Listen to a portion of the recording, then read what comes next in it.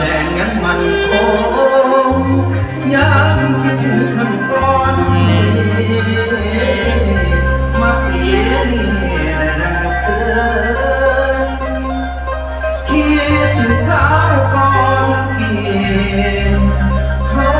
เคยห่วงสัญญาสัญญา สวัสดีครับ ลาแดงคือพยานที่หักกันว่าไม่มาแต่กันอย่างเดิมก็เคย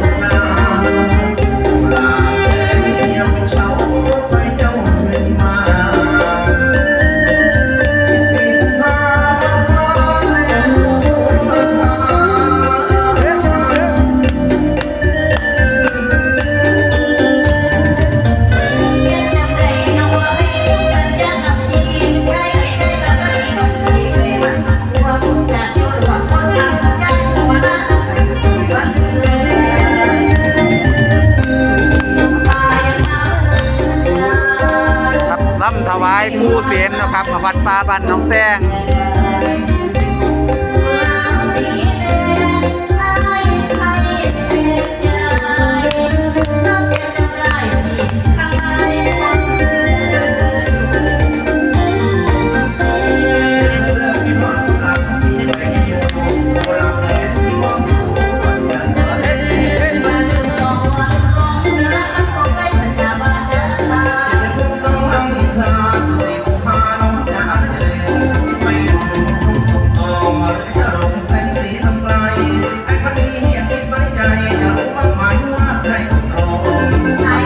ครับสวัสดีครับสาธุสาธุไปน้ำกันนะครับผม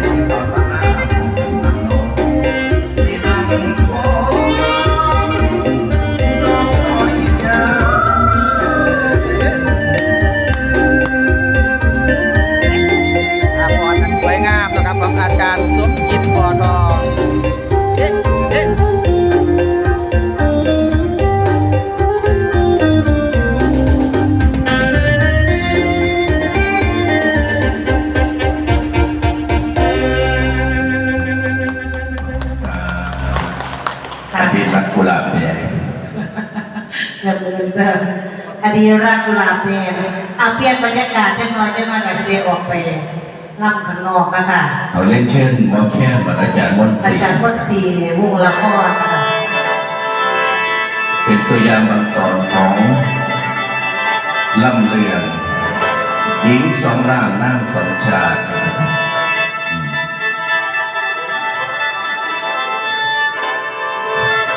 มหามงคลกะบนเปินพระสุนิกรบอกเคยเลือนยังปากเปืนยังเสริมอุ่นพระพร้อมทรงดีก็สนแสงยิ้มใสส่องฟ้าอาวาล้อมกองใสทุกเทียนดอกไม้บูชาใส่ในโซ่บ บาทาปกเป็นโทษคุมได้สมเลืองอยู่คือน้ำเช้าสยามน้ำให้ฟ้าสะดวยองค์ราชา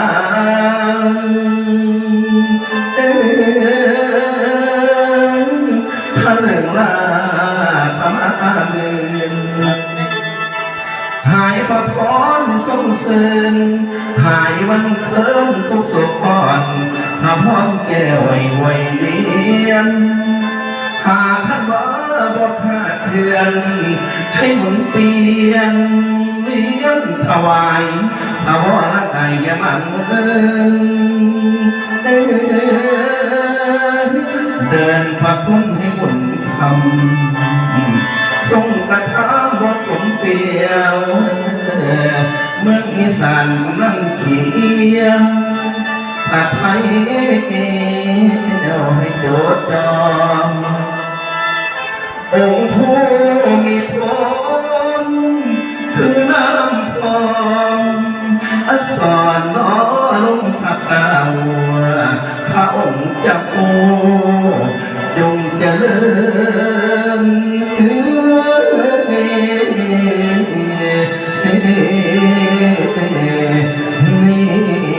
น้อง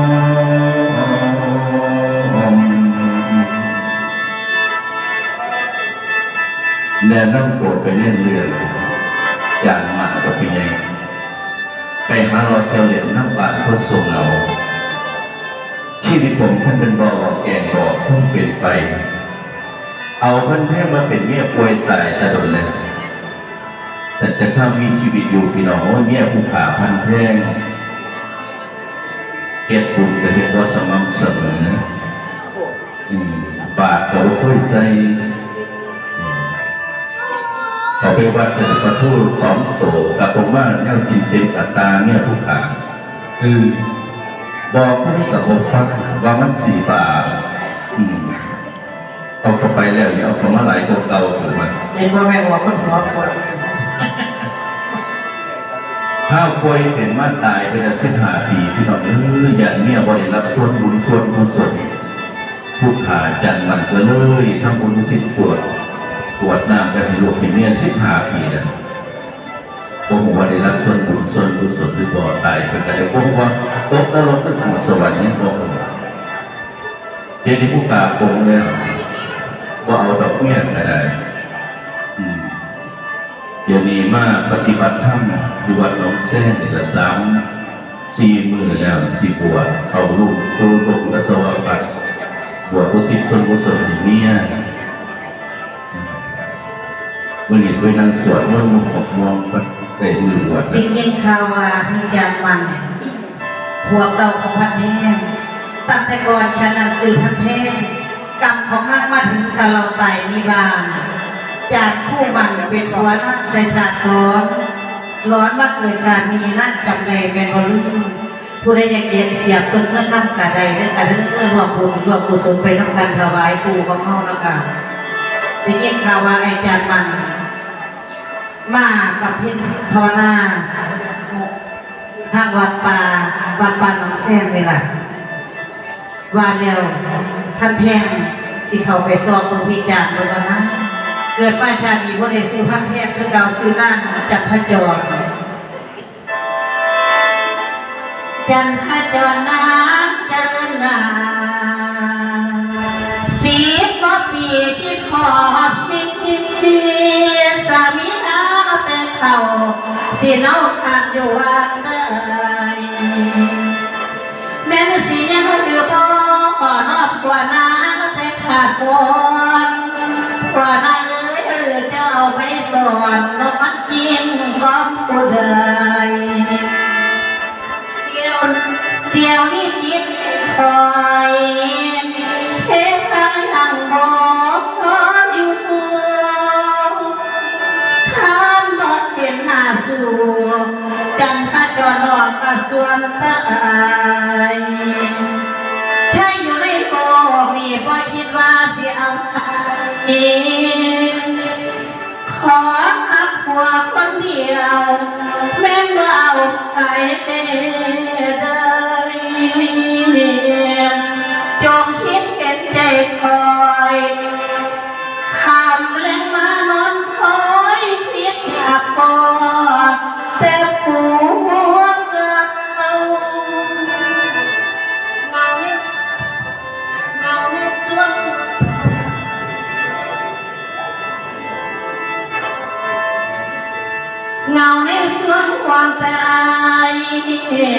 จะตายทิมอยู่บนอยู่บน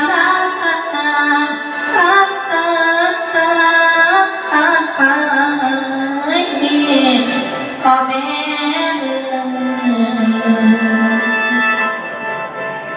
เขามาหอดวันหอดว่าเนี่ยสมมุติน้ำตาลทองเรืออายุ17 ปี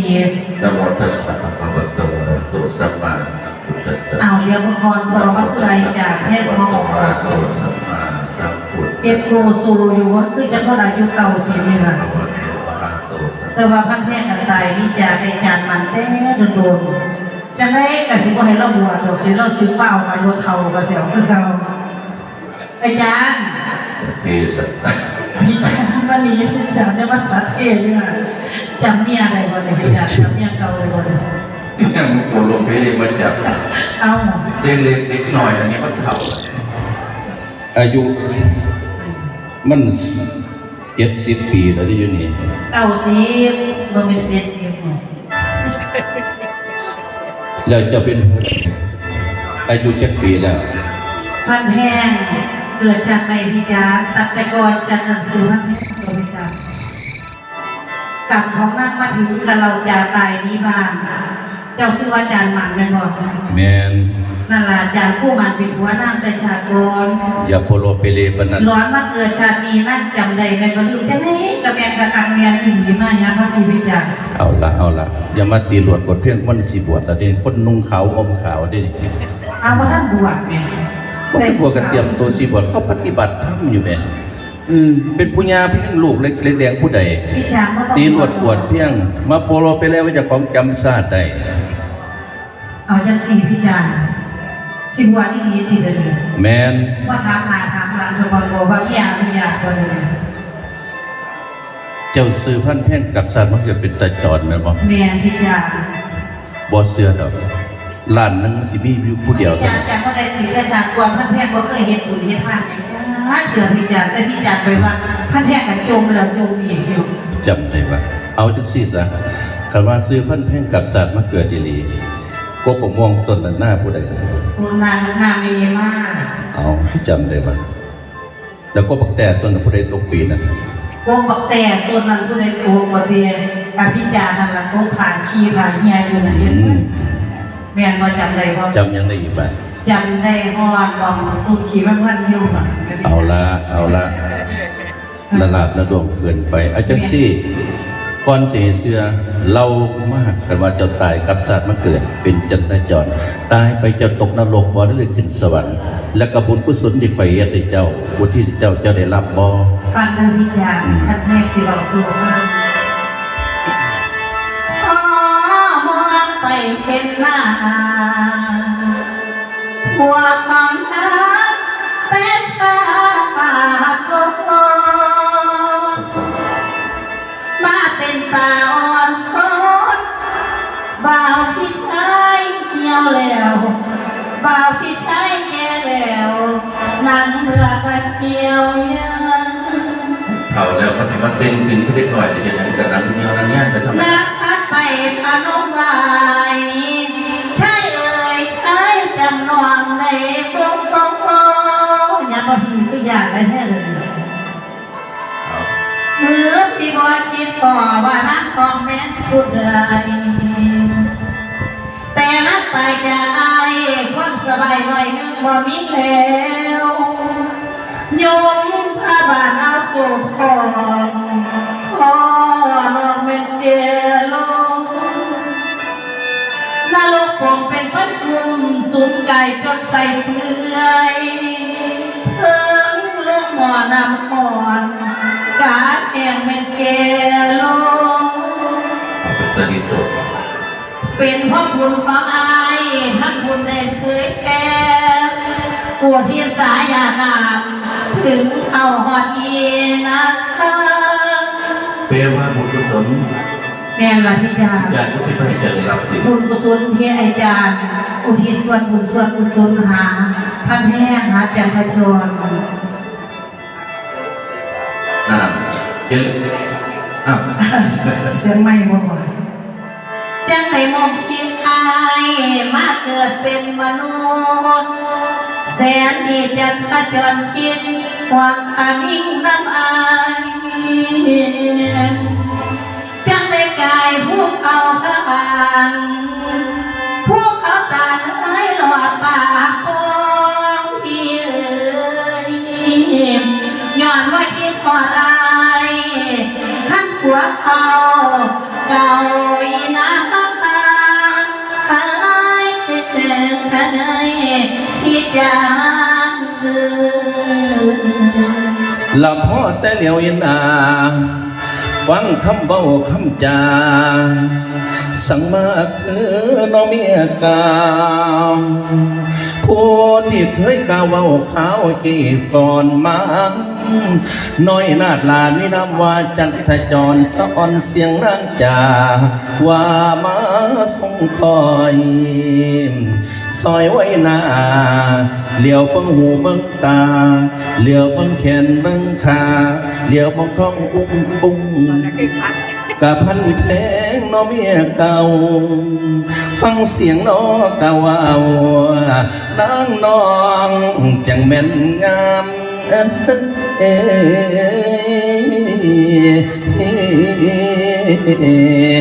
นี่น้องพันแพงตั้งแต่เจ้าตายไป15 ปีคอยคิดฮอดเจ้าหลายเท่าแม่อีบอกพี่จ๋าป้านั่งบอกแต่ก่อนคอยกินข้าว3 คาบคอยกินบ่ได้นอนบ่หลับแต่คอยกิน4 คาบมาดีกินวันซีค่ะกินบ่ได้นอนวันหลับประวัติสิพายเจ้าเมื่อยามพี่ยามน้องบ่บอดหัวมันละวัดยานาก็ได้ดอกไปกราบขอบคุณหลายๆครับผมตัวอย่างบางตอนอาคาสิเป็นคุยกันผลงานเพลงนะคะ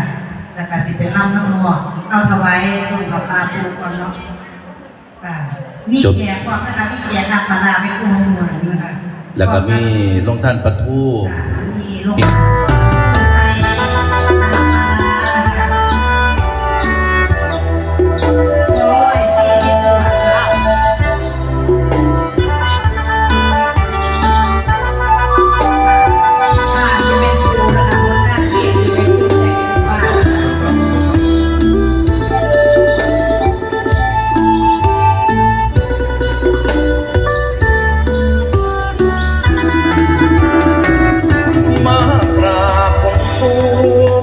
บูชาเสริมบารมี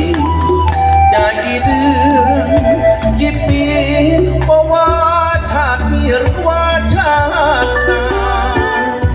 ได้มาพบแล้วคนของใจที่อ้ายตามมาถึงอยู่สุดขอบฟ้ากำแพงเจ็ดสันบ่ได้หวั่นไหว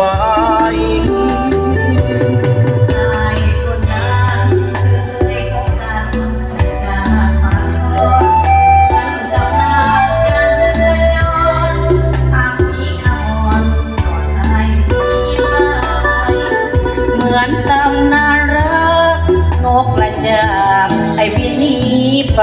อยู่สิเกิดชาติใหม่แต่ว่าหัวใจน้องกำแพงเกสันไอ้สิฝ่าฟันในถึงจุดหมายต่อให้ชีพสลายคำสุดท้ายก็คือเก่าเหมือนในอดีตชาติแต่ก่อนเป็นผัวเมียเก่ามันลางบางอย่างบอกอายนี่เด้อเมียเก่าสิบอกปากว่าน้ำผัวเก่าคนนี้อยู่บ่ดินต่อฟ้าอายสัญญาบ่ทิมน้องไว้แต่เพราะเหตุไฉนยามเห็นอายหัวใจจดจ่อเรื่องในอดีตสองคนเขาเคยสานเคยก่อนจนมาฮอดชาตินี้น้องสิขอสร้างบุญเพื่อจะหนุนฝาก ขาดที่เป็นผู้คนเข้าพอบกันบ่เป็นเรียนบังเอิญเป็นบุญญาวาสนาสุขสมจะได้มาพอกันเพื่อเขาได้มาพอกันวันนี้นะ ถ้าบุญรวมชาติตักบาตรรวมกันมานำกันนะคะได้พอกัน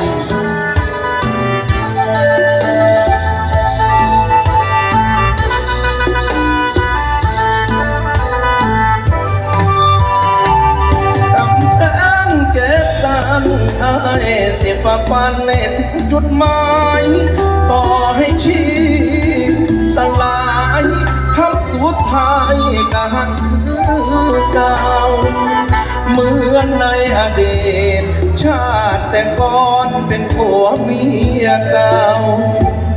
เหมือนลางบางอย่างบอกอายเน้นเด้อเมียเก่าสิบอกปากเว้าน้ำผัวเก่าคนนี้อยู่บ่ ต่อดินต่อฟ้าอายสัญญาบ่ทิมน้องไว้แต่เพราะเหตุไฉนยามเห็นอายหัวใจจุดจอเรื่องในอดีตสองคนเขาเคยสั่งเคยก่อน จนมาฮอดชาตินี้น้องสิขอสร้างบุญเพื่อจะโดนนา ขอฝากไว้นะคะค่ะสิเป็นครูอยู่ในชุดคู่ขวัญสืบตำนานสมจิตบ่อทองแม่ครูหอมวันเทียมเพื่อน